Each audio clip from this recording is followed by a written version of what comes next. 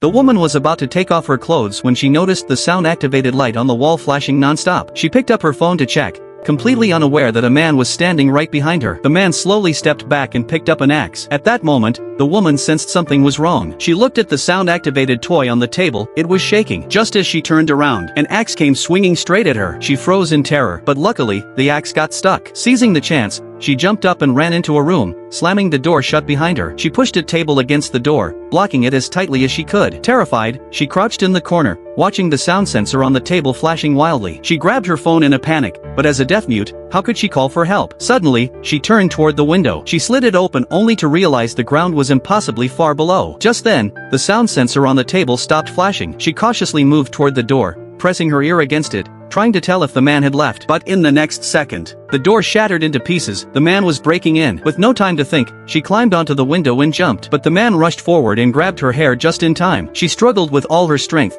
digging her nails deep into his arm. The man winced in pain and suddenly let go, throwing her off the ledge. Luckily, she landed safely. But before she could catch her breath, the axe came flying down at her. She rolled out of the way just in time, ignoring the pain as she scrambled to her feet and ran. She sprinted toward a crowded area, desperately looking for help. But no one understood her sign language. Some even thought she was crazy. She turned back and saw the man getting closer. With no other choice, she waved a small knife in the air, hoping to get someone's attention. Finally, someone called the police. But before they could say anything, the man knocked the phone out of their hands, stopping them from calling for help. The woman saw that no one could help her. She had no choice but to run again. The man chased after her, but after searching for a long time, he couldn't find her. Then, he saw a familiar figure in the crowd. It was her mother, frantically looking for her daughter. A sinister idea flashed through his mind. He walked up to the woman's mother, pointed toward a dark alley, and lied, saying her daughter was there. At that moment, the woman saw everything. She was terrified. If her mother believed him, she could be in danger. Taking a deep breath, she gripped the knife tightly and charged at the man. And with all her strength, she plunged the blade straight into herself. The man froze in shock. He had no idea what just happened. The woman staggered backward, blood soaking through her clothes. The man stared at the weapon now in his hands. Only then did he realize the truth. At that moment,